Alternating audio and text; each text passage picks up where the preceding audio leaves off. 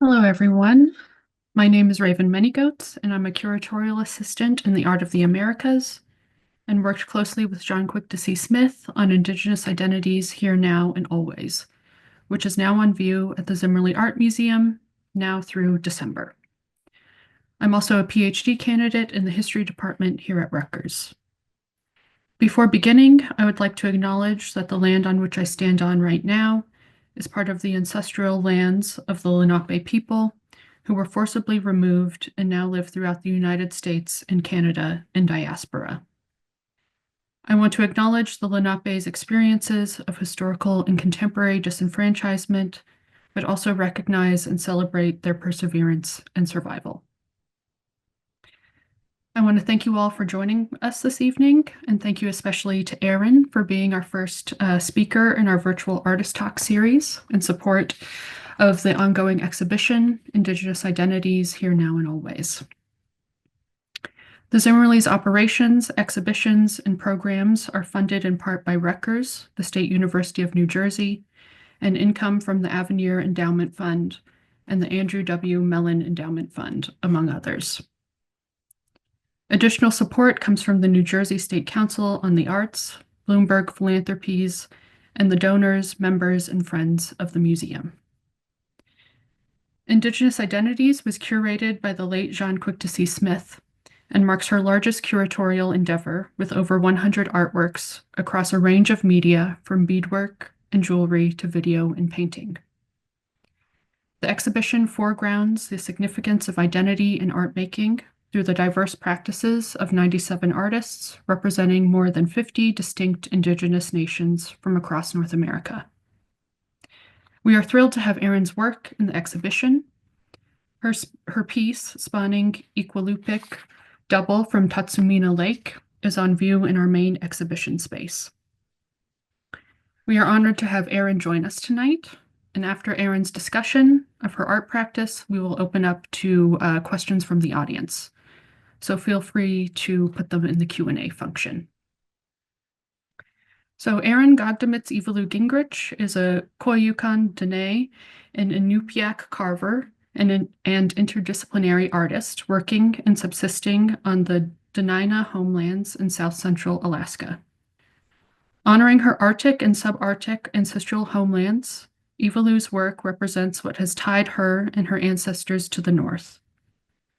Through carved, painted, and beaded sculpture and mask and lens-based forms, Ivalu creates representations of the revered wild relatives that have provided for her, her family, and her ancestors since time immemorial. Connection to the realities of subsistence lifeways and Arctic survival is vital to Ivalu's work, which mirrors what keeps people fed and present in the north. I will now turn it over to you, Erin. Thank you. Thank you so much, Raven. I will start my presentation here.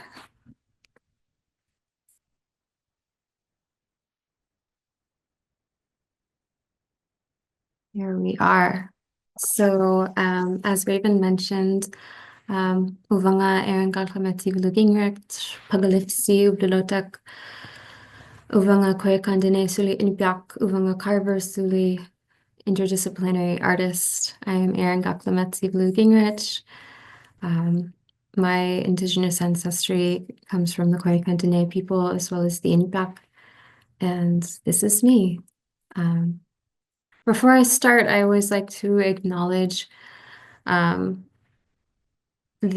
vast diversity of Alaska Native peoples and cultures and lifeways.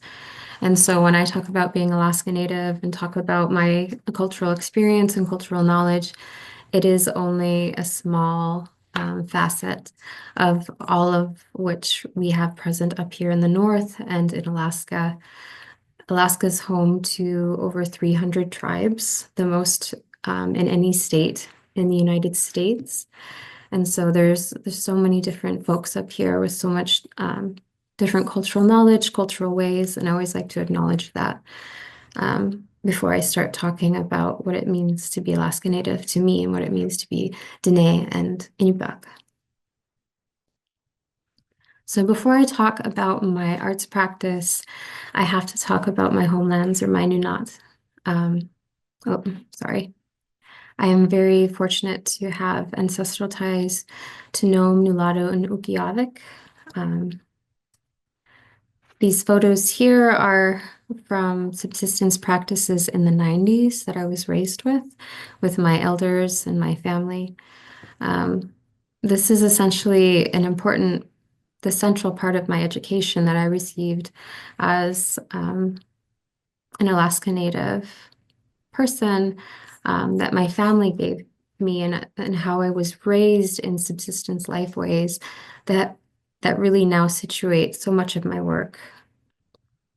Currently, I reside between the Dena'ina homelands of Anchorage and Coho in South Central Alaska. I make endeavors to return home to my grandparents in Sitnasak or Nome once a season to maintain a tie to my family and to the land there and to pick berries with them. So my work comes from many different places and many different things, but I really like to situate what feeds my work directly when I talk about this practice. And so my homelands are such an important part of that, as is my subsistence home, or the place where I get to gather and harvest actively now. And this place is in Coho, Alaska. It's 3 hours outside of Anchorage, and that's where my family's fish camp is. And so we didn't always have connection to salmon actively. It's something that my family has returned to. And so this here is my own cabin at fish camp. It's completely unfinished on the inside. It looks nice on the outside, but it's quite bare on the inside. And these are some of the salmon that we harvest every single season. And this is directly what has always fed my work. The salmon work in the exhibition at the Zimmerli really do come from these fish and this experience of subsistence harvest that this place allows us to have. And so it really is this deep connection to this subsistence reality that my whole practice is based off of. When I talk about what's feeding me and feeding my work, it is very, very literal that being able to get salmon and eat it every year through the winter, being able to pick berries and harvest and spend time on the land is incredibly critical to my practice and what I consider to be active subsistence research that feeds what I do and continues the connection to the land that my ancestors endeavored to maintain. And so I've been able to translate those experiences through carving into tangible works. I started carving in 2008 with my first Native Arts class at the University of Alaska Fairbanks. They have a Native Art Center in their art department, and I was very lucky to receive instruction from the leader of that department, Dekahin Maynor, who taught me how to carve. And so I started carving representations of these beautiful wild beings that meant so much to me, meant so much to my ancestors, and are the reasons why we've been able to maintain our ties to the land, the reasons why we are kept on the land. So each of these representations are a really critical and important connection, presence, or resource that have supplied my ancestors, supplied me and my family with the means to be here in relation to this beautiful place that we live. So my carving practice starts with this process of sketching and developing the visuals for the work. Well, the tangible practice starts with developing the visuals. The research part, the spending time on the land, allows me to then come back to the studio and work on the imagery of the pieces. And so I go through this practice of subsisting, spending time on the land, doing the research for the work, coming back to my studio, developing and designing the concepts, and then carving it into reality using basswood, which is a historical carving material available here in Anchorage in this very stable and processed form that I'm very happy to have access to. And so I go through this process of carving in several different dimensions and creating these representations. The finished work then is something that, so the work is carved and then it is painted and then it is beaded. And that's become an important process in my work because it's this form of creating the body, creating the skin, and then adorning the pieces. And this form of adornment has been really important because it's something that I was raised within culturally, that adorning with beads is this tangible signal of love and care. And it's how I've been taken care of my whole life as an Alaska Native woman. I've been given beadwork my entire life, even when I was a child, and it's something I still love to have in my life. And so I adorn my work that way. This is the first like really successful piece that I've ever carved. I used to just call it nutchik or seal, but now I call it Sibulio nutchik, or the first seal.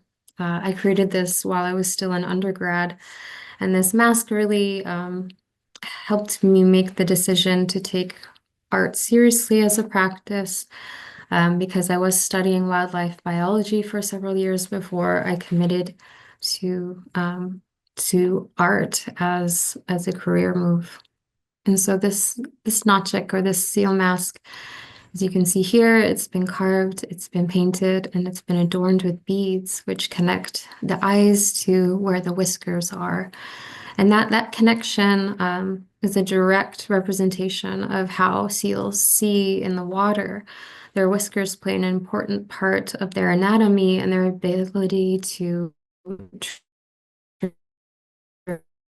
traverse the dark, that reality, that beads are this tangible connection and lines that communicate. Moving from that work, because of fish camp and because of my time with my family fishing there, I really started dreaming of salmon. When we're fishing, we have to fish the tides. And so those are at opposite times during the day. So 12 at midnight and 12 at noon would be the time the tides were the same. And so it's really exhausting work, and you're waking up and sleeping these odd hours, and you're putting away the fish and taking care of them as soon as you get them. And so it's very exhausting, but you sleep really well. And I started dreaming of the salmon that we were there to fish. And I started dreaming about their gift and what it would look like. And I started dreaming about the reality of subsistence work. And that reality is this, what these representations are about. I dreamt of my salmon being headless because we would behead them as part of our processing of the fish. I dreamt of the slimy, bloody reality of doing that work because it is messy work taking care of the gift of the salmon when you get to harvest them.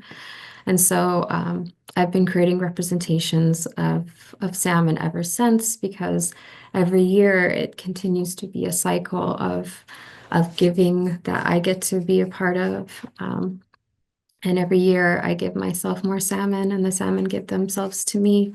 And I create more salmon in return, honoring their gift, honoring the wealth that they are, and really trying to assert their value as one of the most renewable and ancient resources here. So it has slowly changed over time, my relationship with salmon and my relationship to these representations.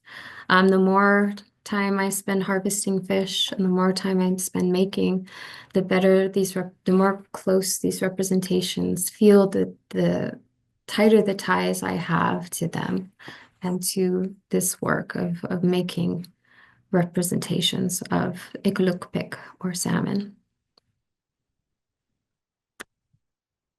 And an important part of my practice as well, and I'll mention this with the titling, is utilizing my Inupiaq language as much as I can, as well as other Indigenous language, to title the work, and as well as that, recognizing the places that these wild beings come from and utilizing Indigenous place names.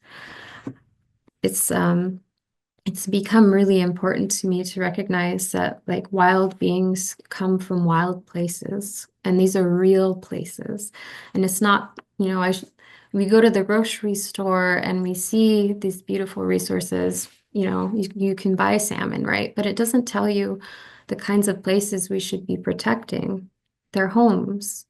And so recognizing that these salmon come from Tustumena Lake, which is a large lake outside of Coho on the Kenai Peninsula, recognizes a beautiful and important wild place that has to be protected and we have to be mindful of, because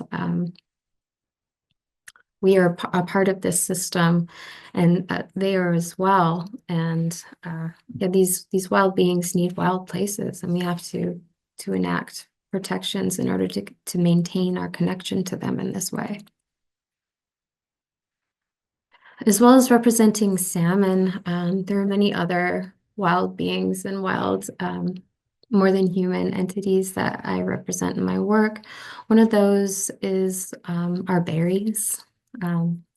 Berries play a very, very critical role in the ecosystem up here in Alaska, especially in the Arctic tundra. Berries are the only sources of antioxidants really available up here in our ecosystems. And historically, looking at representations of berries in our tangible works, there really aren't any that I had been able to pinpoint. And so creating representations of our berries and their incredible gift was important to me as well. And these ones come from Sitnasak or Nome, where I go back to berry pick with my elders. Berries have been a staple in Indigenous diets up here since time immemorial, and hopefully will be perpetually. This incredible source of antioxidants is one of the highest antioxidant-filled fruits in the world, and something that has been really important to again, like help my ancestors stay in relation to this beautiful place.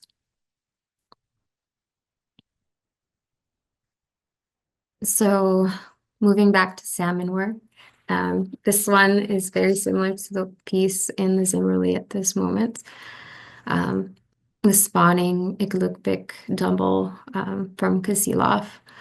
And so the addition to this work of the connected beads came from a time where I'd been thinking very heavily about the scarcity,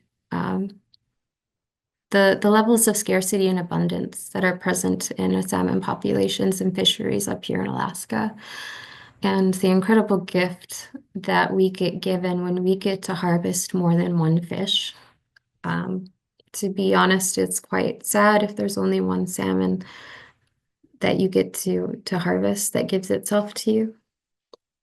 And I wanted to recognize the beauty of them living and dying together, and the beauty of us being able to recognize them as the gift, as this abundance, as this cycle. Hopefully it's not one salmon that we're in relation to. It needs to be more than one salmon.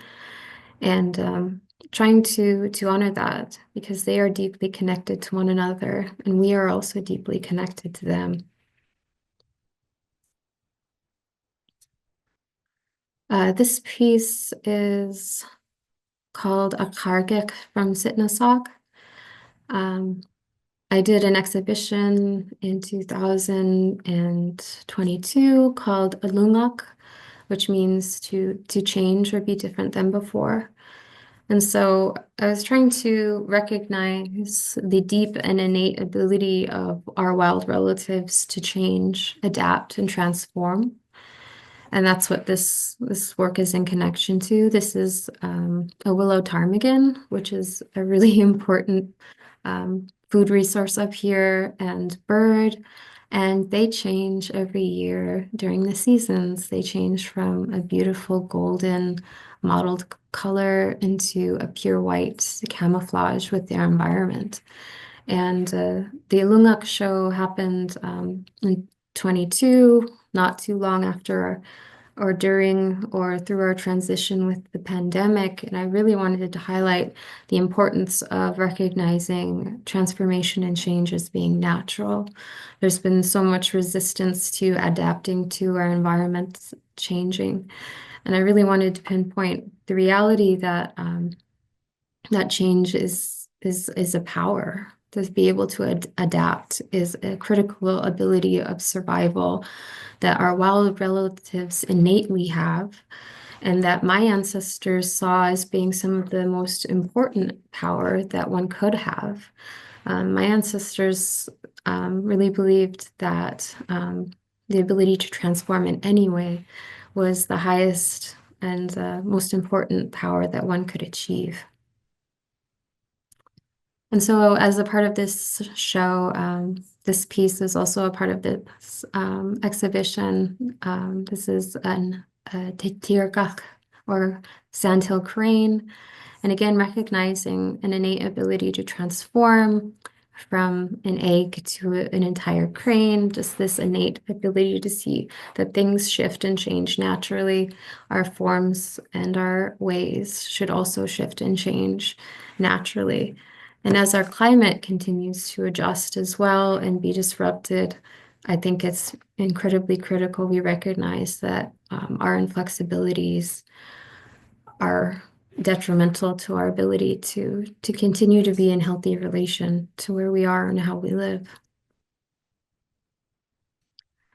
This ukalik or snowshoe hair piece as well about this notion of duality and this notion of change.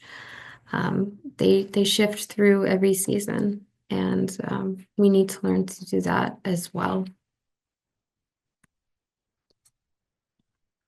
This Notchik mask was also a part of that exhibition, and it's a different iteration than the first Notchik I shared with you at the beginning of this presentation. They also have an innate form of change that they shift through. They go through this molting process where they lose all of their hair, and it's incredibly messy, and they don't really look that attractive at the time. But it is this ability to change and shed what is not serving you, right? And it's an innate thing, and we need to recognize that as well. That these processes might not be the most beautiful, but they are a part of our survival. Yeah. So moving forward, I got to be a part of an exhibition in 2023 that I was very honored to take part in. It was called How to Survive. It was with the Anchorage Museum here in Alaska. And it was a question of climate survivance. How do we look at climate change? How do we address it? How do we respond to it in a way that creates that helps us pivot and see what climate survival looks like. And so when I was asked to be a part of this exhibition, I thought of two very particular things that are really important to me, and one being our rivers, and that's what this piece is in relation to, and the other being our snow, and that'll be the next piece I share. But this work is titled Cookman or From River, and it is about this idea of fragility and this idea of relation. And so I wanted to again work in representing with salmon, Iqalukpik, because they are such a critical source of so much up here. They take so good care of our lands and our waters. Simply the presence of salmon in a waterway creates so much ecological health and diversity and stability that when we lose salmon in our rivers, in our streams, in our waterways, they change abruptly and irreparably in ways we cannot completely comprehend. And so I wanted to represent the salmon not from a view that we know, but from the view of the land itself.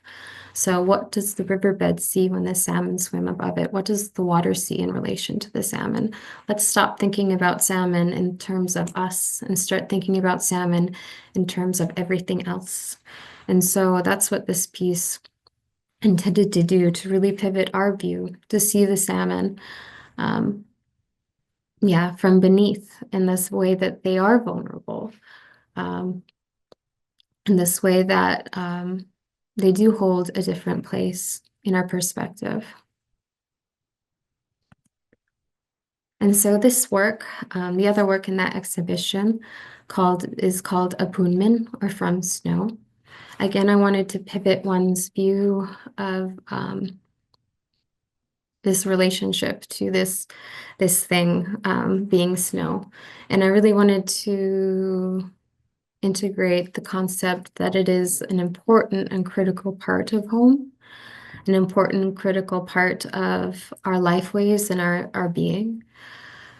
For me, as someone who loves winter and loves snow, and I engage in snow recreation, such as skiing and ice skating, I find myself changed every single season by the presence of snow. When we get enough snow for me to engage in these activities, my body changes. I become my winter self, my snow self, every single year. And that is a reflection of our wild relatives who also change in relation to the presence of this important part of our home, this important part of our weather. And so the ptarmigan here are nestled under these willows with draped white beads to represent that snow that is adorning the willows and adorning the ptarmigan. Snow is such a critical part of home. And here in Alaska, we've experienced a lot of changes in relation to the presence of snow. It's been very scarce. This particular winter, we've had the least amount of snow that I remember ever having. And I certainly have only gone skiing maybe 3 times this year, which has been honestly quite difficult for me to figure out how to be in relation to a home and into a land that is cold but snowless. And it's something I've been struggling with this year. And this piece was, not intending to speak to that in particular, but it is what has happened is that like I made this work about this concept of loss of place because of the loss of our weather. And then following year we've had what I consider to be a critical drought, because snow is a form of precipitation. And so we've had a drought basically all winter, and we'll be seeing a summer this year which might have a lot of fires because we don't have the protection of the snow. And so recognizing that important presence here was central to this piece. Moving on to more present work that I've been focusing on the past 2 years, past 3 years, I was in grad school finishing up my master's degree, and I worked on a large installation for for my education and for my thesis exhibition. And so this was a carving mock-up installation for my thesis work, again focusing on weather. And so the thesis for my work was about this idea of silamin, or from weather. There's an Inkback cosmological understanding that our bodies come from the land and our breath comes from the weather. And when I thought about the reality of climate change and how where it is held and where we feel it, it is situated in our lungs, it is situated in our body. So, and as a part of that thesis work, I expanded a little bit some features of my work, including filmmaking, projection, photographic work, to expand the kinds of adornment for my work. I did a lot of visual research during that time, spending time in museums and museum collections, spending time on the land, observing, recording, and documenting our weather. And so these are just examples of that research, which I then used to adorn my work in a way. So my work for this exhibition called Silamin included carved work, photographed work, and projection. Here you could see these walrus skull forms and the adornment being a photograph adorned with beads behind it, really trying to illustrate the stillness with these pieces. Moving through that space or through that exhibition, these are Notchik masks like the ones you've seen, but they are freestanding and they are projected on with this film of the ice moving across the water, trying to illustrate this living presence of the weather. Here you can see as well these are bubble forms emerging from the masks, and this is historical form of representing breath. So it's about projecting the weather and bringing the weather to the masks, to the wild beings that I carve. The central work for that exhibition was this piece, which you saw a mock-up of a couple slides ago.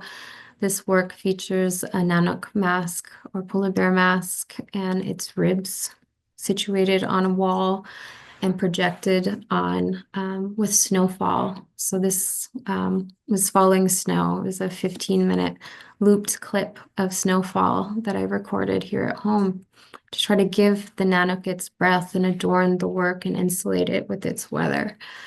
I used the ribs, the rib forms here that are carved wood to really illustrate where the weather is held, because it is held in our lungs, it is held in our chest. And so trying to represent the structures in which we and our wild relatives hold the weather. I also included in this work these feathers, as you can see, that are falling from the Nanook's mouth to illustrate the presence of breath. Again, this is a historical representation that I'm echoing of a representation of breath. Here you can see how the snowfall looked on the mock-up, or while I was testing the projection. I didn't get film of the installation itself. I was too busy with other things, but I'm really working to expand the kinds of adornment for this carved work. So more than just adorning them with beads, I'm now adorning them with images and this really presence of home, this presence of weather that they are tied to, really trying to expand this notion of place and the places that these wild relatives, these resources are connected to and that they need. And so, yeah, the SUA, in conclusion, in its end, from that work, I returned home and started spending time bringing my work out on the land, not just artificially projecting the land onto the work and the weather onto the work, but bringing the work to the places that it's made for and from, and letting it have a relation, and letting it have a tie to place that is tangible in some way, and documenting it in that way. I did not leave my work out in these places at this time. I do have proposals in to do that with several projects. But it was important to me to bring my work onto the land and give it an opportunity to be in relation to the environments that feed it, the environments it belongs to. This is a little Iqalukpik or snowshoe hare. This is a place that it would live among the dogwood on the forest floor. This is a patch of tundra, and these are Arctic fox masks or tigiganyak. And it's this opportunity to, again, tie it to place and tie it to the reality that like these images of wild beings are not just extracted and removed. They belong to places, indigenous places that they can live in relation to. And a part of that meant bringing the salmon to a river or a creek where salmon spawn, and letting it have a moment and documenting that moment. Because yeah, I think of my ancestors and where carving lived, where it was left, where it played relation into. And my ancestors' work was meant to be tied to the homelands. It was made from and for those places.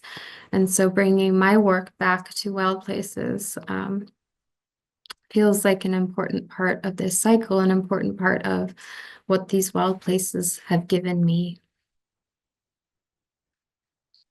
And so some of my newest works incorporate bits of wild beings from the land.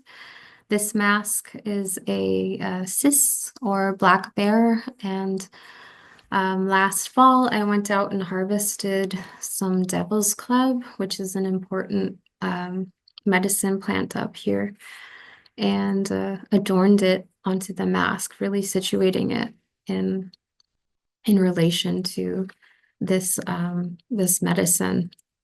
And then I got to project on it as well. This was exhibited in a exhibition at the Kimura Gallery here at the University of Alaska Anchorage.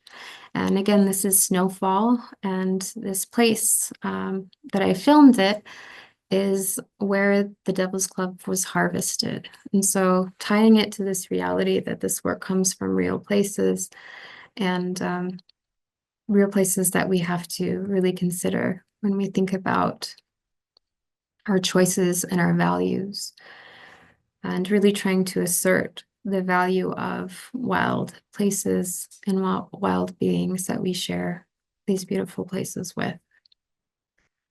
And so I will end there. Koyanakpak, Anabasi, thank you. Yeah.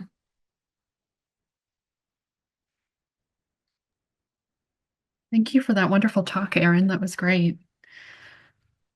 Um, I didn't realize you were also a student of Dakaheen Minner. He's also in the show, so that's great. I'm glad there's that connection.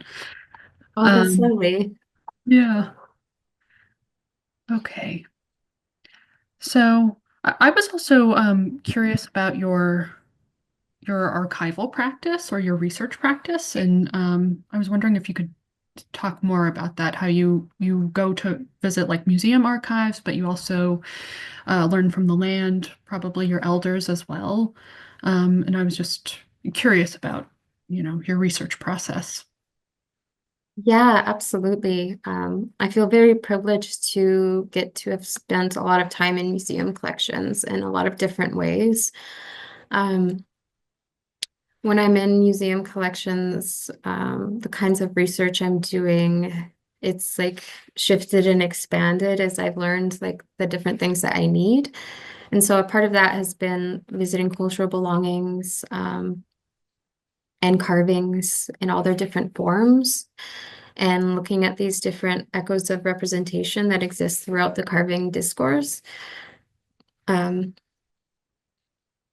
And as well with that, another part of that has been I've started visiting wildlife and like mammal collections and visiting um, biological specimens as well that exist in museum collections. The polar bear skull or mask form and the ribs, like the ribs come from templates I made from polar bear ribs that I got to visit in museum collections at the Museum of the North up at the University of Alaska Fairbanks. That was something that I really kind of realized after I did the research. Sometimes the research like leads the work, and sometimes the work leads the research. And so oftentimes I'm always there to look at carvings, but I'm not really there to anticipate what I'm going to be learning or gathering from that visit. Sometimes it is visiting other collections that becomes important as well. Um, and I see that work to be very much in some sort of balance with my land-based practice, because I feel like um, when I'm there, I'm building these ties to these cultural belongings that have been extracted from my homelands, have been extracted from my community. And it's so important that I go back home in some way to be in relation to the places that they are made from and for, and to almost carry this energy with me, um, both ways that these ties can feel like they're being cinched and brought closer together. And hopefully one day will help felicitate some sort of return or release, so that we can be in more contact with our cultural belongings. Great. Beautiful. Okay, we have a question from Claire. And she's wondering, how did you get interested in art and creating? Are there other artists in your family? Yeah, I am incredibly privileged to have a number of artists in my family. Um, Starting off, I would say that my grandmother on my mother's side is a beadworker, a skin sewer. And so I'm very lucky to have gotten to witness her work growing up and being given beadwork and skin sewing from her growing up. She taught me how to bead. And so that's a really important part of that. My mother as well is a kaspak maker, or which is our traditional regalia. She also made this parka that I'm wearing. So I grew up in a sewing studio in one form or another throughout my life. And my auntie is a contemporary Native artist, Sonia Kelleher Combs, whose work I believe is also Yeah. included. Yeah. Mhm. um, and so I got up, I was raised witnessing her practice, witnessing her create her work. And so while my family didn't actively and intentionally encourage me to pursue art, I was raised within a beautiful artistic family of women. So it was almost impossible for me to not be taught art in this way. Um, And yeah, I did study wildlife biology for a while, because I have this had this innate interest in being in relation to wild relatives and being in relation to homelands. And I felt like wildlife biology would be the adequate way to do that. And so that shifted while I was in college, when I realized I could still do land-based research, I could still be in relation while doing creative work as well. Yeah, that's fascinating. I love hearing, artists like sort of trajectories of getting to where they are. And I also like hearing more about the connections in the show with, Sonia and uh Dunkaheen. That's really great. Um, let's see. Okay, we have another question. Could you say more about the influence of other artists on your practice? Absolutely. Yeah, I feel very lucky to. So, yeah, so I'm a carver, and that's something that's actually a bit different about my practice, in terms of expectations, because there aren't that many women who carve. I'm one of the very few who actively center their artistic practice around carving, and so I am very lucky to have gotten to work with, to have seen the work of carvers growing up, and to have gotten to work with one particular carver who really has influenced my work. And that carver is Kathleen Carlo Kendall. She is a Koyukon carver from the same village as my grandmother. And her work is just phenomenal. And I was very lucky to have been in a workshop with her where she taught how she carves and her methodology when it comes to approaching a piece. And that really was really an important time for me because it situated me in the right place for me to be a carver. And she taught me how to use a chisel and a wood vise in the way that I still do today. So she taught me how to carve the way I do. Another important artist who's influenced my work and was a mentor is the late Glenn Simpson. He's a tall tan artist who primarily works in metalsmithing. Um, he would visit the Native Art Center up in Fairbanks and bring with him his art collection to share with us, which included these really beautiful King Island masks and these other works. And he would just volunteer and open up to us and give us an opportunity to hear his stories and just share. And so his presence in the studio when I was in undergrad was really, really important as well. Um, Another mentor that I really am lucky to have had is my really good friend Eric Hamer or Nang Kaningas. He is a Haida carver. He's located in Kasan on Prince of Wales Island in Southeast Alaska. We were friends and peers in college, but he's also been a mentor to me. And a couple years ago, I did a apprenticeship with him, and he taught me about the the the carving process using red cedar and the carving process to think about monumental work in terms of how they do it down there, which is making totem poles. And even though that's not my culture and not my homelands, I feel very privileged and lucky to have gotten to learn about carving in this different way and having this cross-cultural exchange with a really good friend and an amazing carver that I'm lucky to get to work with.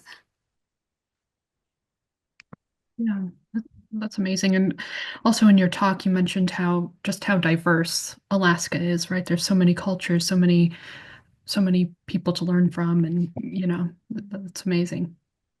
Thank you. Yeah, Alaska is really big. Yeah. Um, I was curious if you consider your work as being in conversation with the idea of like indigenous futurisms. Um, since you're so interested in this subsistence living and relationships to the land and animals. So I just wonder if you see yourself as part of that conversation. I definitely think that there's a relation. I'm very lucky to have had a conversation about Indigenous futurisms over last summer with a writer, Jen Rose Smith.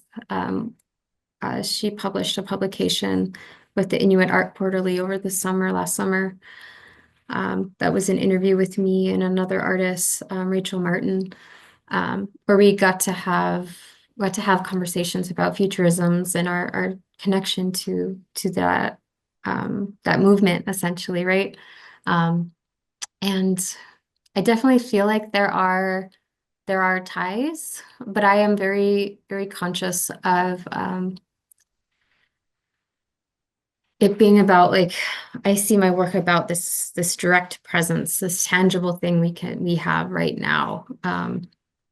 And but still innately the future is tied up in that because with subsistence, like you are always doing something and you are simultaneously always preparing for what is next. And so I really like this idea of instead of like past, present, and future, maybe perpetual. What is perpetual? And so perpetual connection, perpetual presence. And so that goes back and forth and is present as well. And so I definitely think that there are connections to Indigenous futurisms, as well as being maybe a bit more situated in the now simultaneously.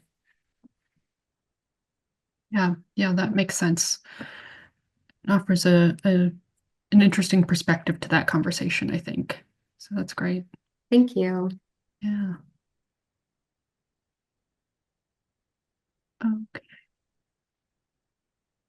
We have another question. So someone in the chat asked, I was really interested in the images of your work in the environment, as if the work is animating its surroundings. Do you have plans for any site-specific installations? Um, I do, yes. Um, there's two new pieces that I'm currently working on. Um, and one is a piece that is new work for an exhibition that'll be in New Mexico this coming fall. Um, and in that piece, I'm working on representations of sandhill cranes, like I've shown before, but that's specifically going to be about tying the sandhill cranes to New Mexico and their relation and migration from Alaska.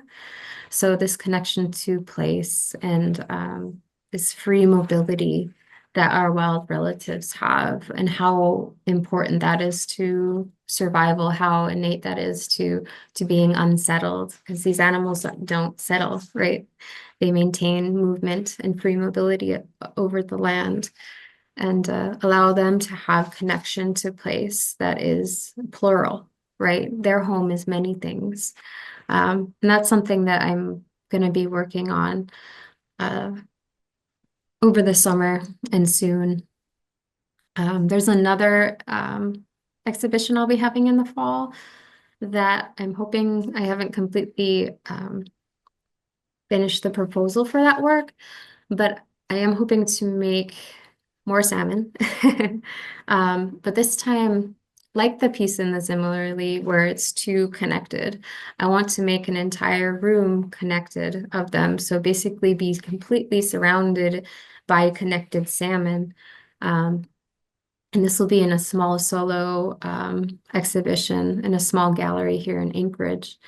And that work, I really want to allow the work to surround the person or the people, allow the work to surround the space, allow the work to define the space.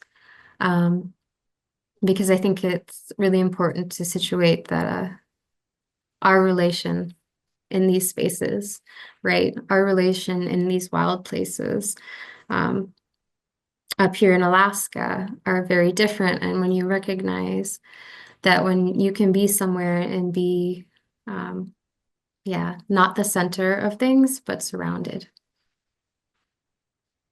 Really exciting. Those both sound great. I would love to see them. Hopefully there will be photos eventually. Yeah, great. Well, thanks so much, Erin. That was such a wonderful talk. But I think that about concludes everything. I'm just going to say a few closing words. So our next virtual artist talk will be with Tyrrell Tapaha on Monday, April 14th. We will also have Michael Namingha join us virtually on May 12th. And if you're in the area, we are also having a panel discussion with the artist and one of the founders of the Lenape Center, Joe Baker, and Professor Lou Cornum of NYU this Thursday at the museum from 5 to 7. So I hope to see some of you there. And thank you again, Erin, for joining and sharing with us. And Take care, everyone.